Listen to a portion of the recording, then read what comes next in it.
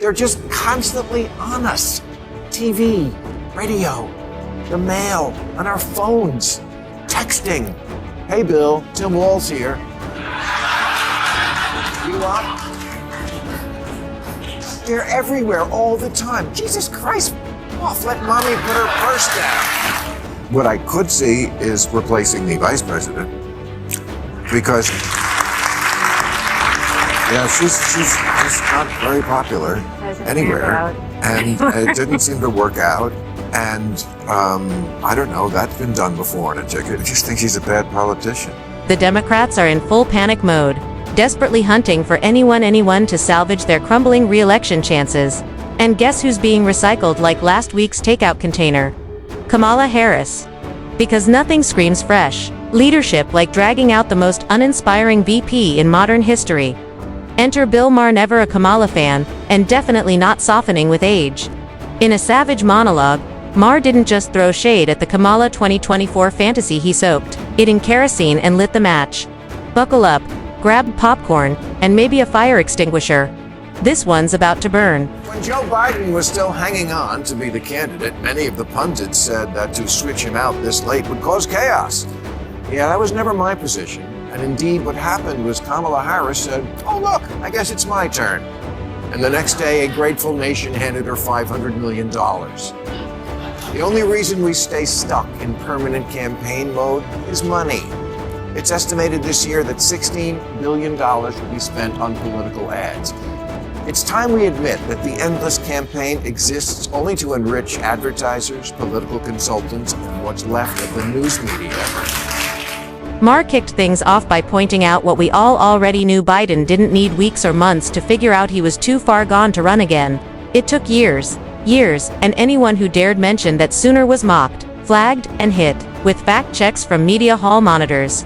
But the second Biden faceplanted in that debate, suddenly the conspiracy theorists were just right.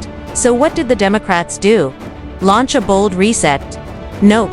They handed the baton to Kamala Harris, the VP, so invisible she could double as a ghost. No challengers, no backup plan, and where'd it get them? Straight into one of the most embarrassing faceplants in election history. People didn't used to get sick of the candidates because you barely ever saw them unless you happened to be standing at the back end of a train. But now we never stop seeing them. The winner in modern elections comes down to who we're less tired of. They're just constantly on us. TV, radio, the mail, on our phones, texting. Hey Bill, Tim Walz here. You up? They're everywhere all the time. Jesus Christ, off, let mommy put her purse down. One of Maher's milder critiques. Voter fatigue, plain and simple. People weren't fired up about Kamala, they were fed up. She didn't inspire confidence, she spammed it.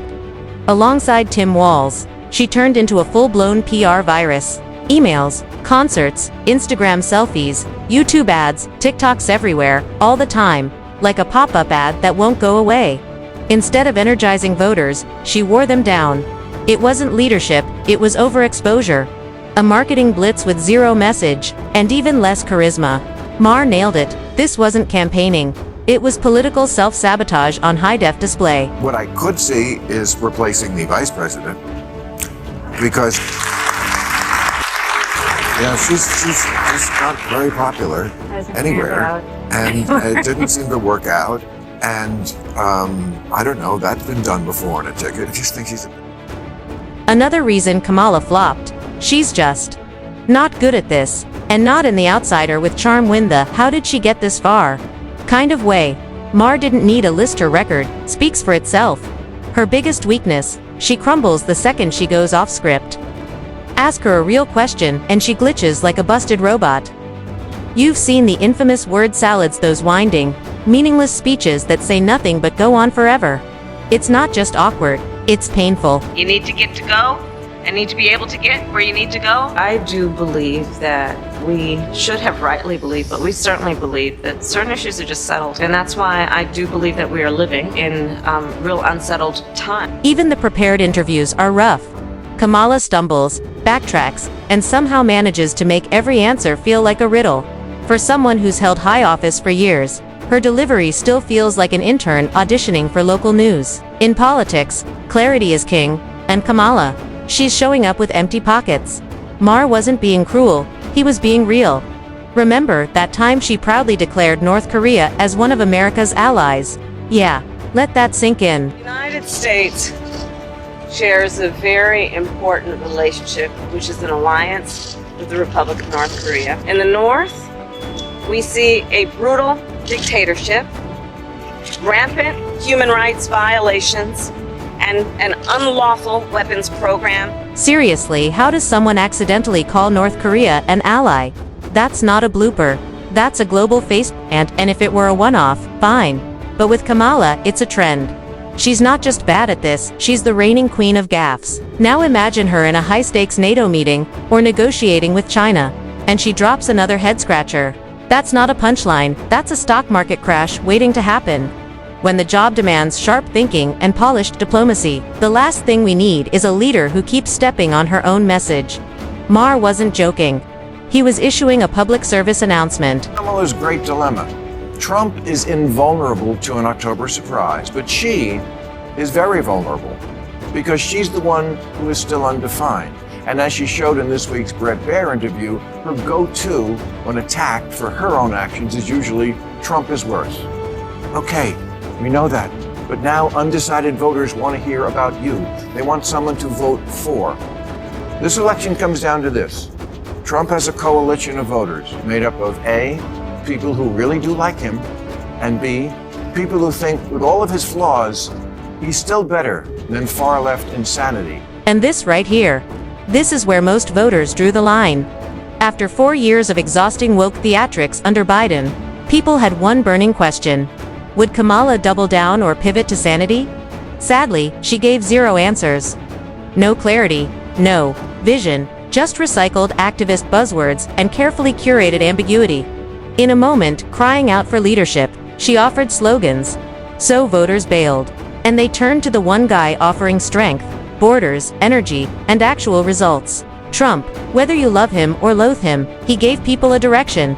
Kamala gave them a shrug. And the voters' big doubt about Kamala is, are you part of far-left insanity? The attack ad I see 10 times a day, and a question Bret Baier aimed at her on Wednesday, was about her saying in 2019 that she supported providing taxpayer-funded exchange operations to illegal immigrants in prison. Something that's actually never happened and has no real bearing on anybody's life. But it's a litmus test for voters out there who want to know of the Democrat, is there anything your fringe can suggest that will ever make you say, no, that's f***ing ridiculous? One of Maher's sharpest critiques. The border disaster. Kamala's biggest assignment and biggest failure. As borders are, she didn't just drop the ball, she vanished. Under her watch, the southern border didn't bend, it broke. Millions poured in, overwhelming resources and turning towns upside down. This wasn't about hopeful families. This was full-on chaos. Drug trafficking, human smuggling, and fentanyl ravaging communities. And where was Kamala? Missing, ducking, responsibility while rattling off vague sites. If this was her leadership trial run, she didn't fail. She goes. Next time, maybe try. Joe Biden generally did a good job, but sure, I wish we'd tightened the border sooner, as we have done now, and trust me, I learned my lesson, and that's never going to happen again. Kamala, it's so important that you win this election, not just for the sake of retaining a real democracy and for the good of the world, but also because I predicted a month ago you'd win this thing, and if you blow it, it's going to make me look bad. Maher's prediction came true, and it wasn't even close. Kamala didn't lose in a tight race. She got steamrolled. But here's the kicker. Even after the voters delivered their verdict, nothing changed. No growth, no reflection, just more of the same. At a recent real estate summit, she had a golden chance to shift gears and sound like a leader. Instead, she served up another aimless word salad. The crowd looked stunned, like they'd just witnessed a TED Talk on scrambled eggs. No clarity, no action, just empty, polished confusion. If Kamala still sees herself as a serious contender, she might want to start with mastering a complete sentence. Until then, Maher's takedown isn't just brutal, it's prophetic. I've got a really good prediction record, so please don't f*** this up. Kamala, ever since I put down my marker on you and said you'd win and I wasn't even worried about it, everyone, everywhere, on the road, in LA, texting me, emailing me, stopping me in restaurants, asking me, Bill, are you sure? No, I'm not sure. What am I, Kreskin?